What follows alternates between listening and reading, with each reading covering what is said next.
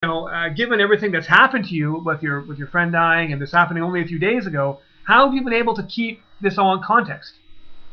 I don't know. I think I've always just kind of had a bit of a stoic perspective on things, and I feel it helps me to reach more kind of non-biased conclusions about certain issues, and that's why I just kind of out of nature just enjoy discussing current events and political things with people, and just finding out what it is that they have to say. And I don't really a lot of times feel it's necessary to impose my ideas on them, but I want to. For me, it's all about getting information and then processing and seeing where I arrive at that point. So Right. it's kind of part of my nature, and I wish that eventually after I can process enough of that, to try and tell people what I think and what I've learned so far and see how they respond. That's a good point, actually. One of our users here is saying that emotions would definitely cloud any kind of sane thoughts you were having, and that's so true, especially in an incident like this. If anyone else in the interactive chat room has a question for Ryan here tonight, I'm sure he'd be happy to answer it. A very level-headed young man. Are you going to college as well? Are you not, Ryan?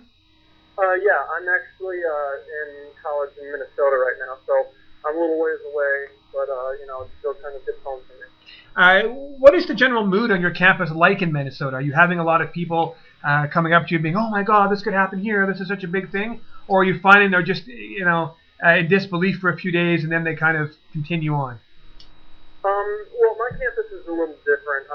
The NIU campus it's like 25,000, and mine is a small liberal arts college. It's only a little over 3,000.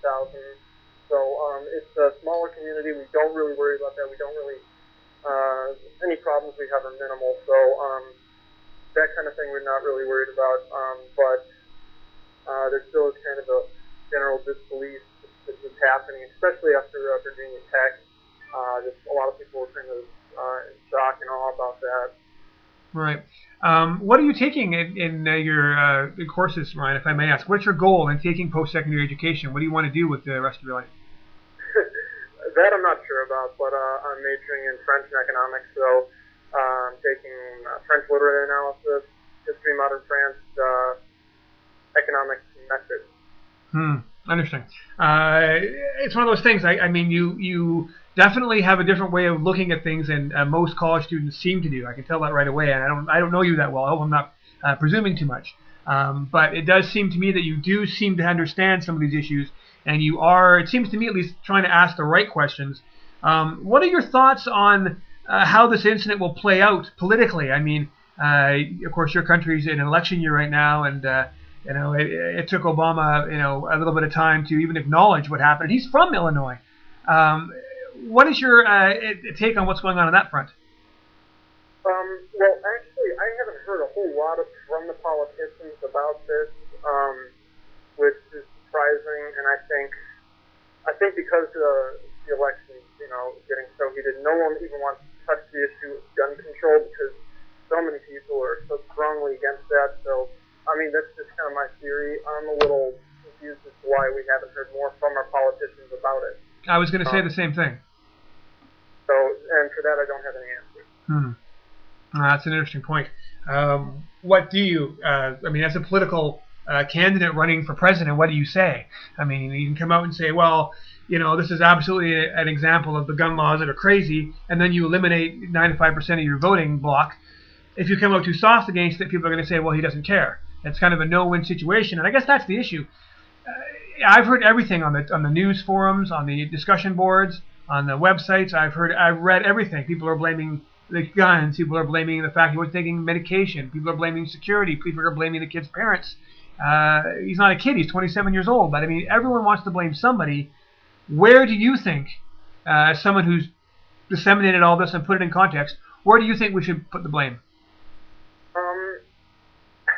I don't really know where we should put the blame. I know that it seems to be something that's fundamentally wrong with society, and what people are trying to do is they're trying to shift it onto the individual. In this case, the big thing is saying, oh, well, he went off his antidepressants a few weeks back, but really, I mean, most of the Western world takes, there's a good portion of people in the Western world who take antidepressants.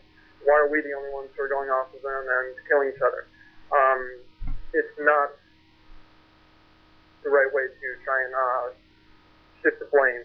And I don't think it can keep working. I mean, if this keeps going on, I think eventually people are going to go, okay, maybe it's not that people are, not taking their medications properly. That's interesting. One of our users in the chat room here is saying that the blame could be divided several different ways, and we could blame the kid, we could blame his friends, we could blame his family, we can blame the politicians, we can blame the security, we can blame the lawmakers. Everyone can blame somebody. Who's going to stop it from happening again? I don't have any answers to that, and I wish I did. I wish I had even like the slightest hint of what we could do, and I don't. And that's kind of a little bit of little distressing, that we've got this problem and nobody knows how to approach it. We do know it will happen again. There's no question about that. It's not a disputable fact. There will be another school shooting in this country or your country.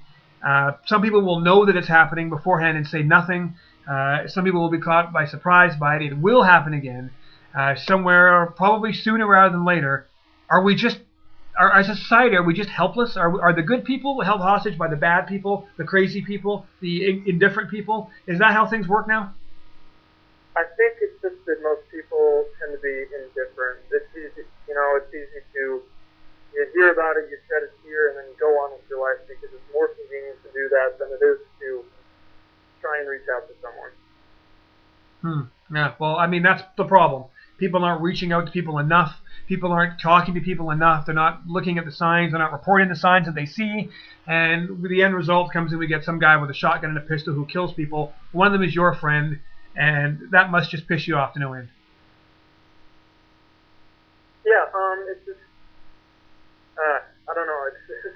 There's a lot of things that, you want to try and have answers to, and it's really disheartening when you can't come up with a single suggestion to try and answer any of those. Well, you know what, I got to say, Ryan, I'm very, very impressed. And I got to say, I don't impress easy. I ask anyone who knows me. I hold a very high standard when it comes to talking with people. I have almost no respect for incompetence and stupidity. And I'm very impressed that you've been able to hold things together the way you have been in light of what happened, and that you're able to put some of these things in context. It's very unusual for someone to give me something new to think about, and your vlog did that. And there will be a link to that tomorrow on Something Cool News. Our 11,000 readers will have the opportunity to listen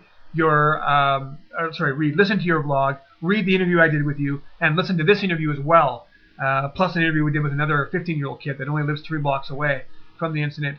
So I think a lot of people are going to be thinking, what's going on? I mean, even some of the people in this chat room right now are already thinking, wow, we have some new information to think about. So I have to say, Ryan, I'm impressed with your ability to put things in context and your perspective. Hats off to you, sir.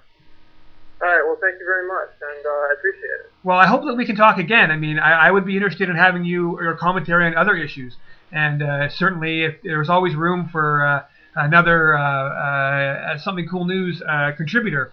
So if you were ever interested in sharing your opinions or your thoughts on any issue, I would love to be able to showcase those in Something Cool News and give people another perspective to hear from, because I think that's what we need the most right now is different perspectives and learn from each other. I hope you'll consider coming on board a little bit. I can't pay you, but I mean, we all learned something, and I've already learned something from this conversation. I hope you'll give that some thought. Well, absolutely, and I think I've gotten this start, so I think I'm going to be trying to do more video commentary on more current events and everything. So if you ever see anything that you want more conversation on, I'd be glad to participate. Cool. And if you do happen to have, do you have Skype, sir? Pardon me? Do you have Skype? No, I don't. Okay, I just got it today. It's a pretty fascinating program. You should think about it, because I would like to have you on the program again at some point to discuss more issues. Will you join us again one day? Absolutely. Thank you, Ryan. I appreciate it. Well, good luck in the coming weeks and days, sir. I hope you're able to pull things together, and I really look forward to hearing more from you. Thanks again for joining us tonight. All right, thank you very much. Thank you, sir. That's Ryan joining us from Minnesota tonight. Good kid, smart kid, and he's right. What we need to do is listen to each other more and hear what we have to say.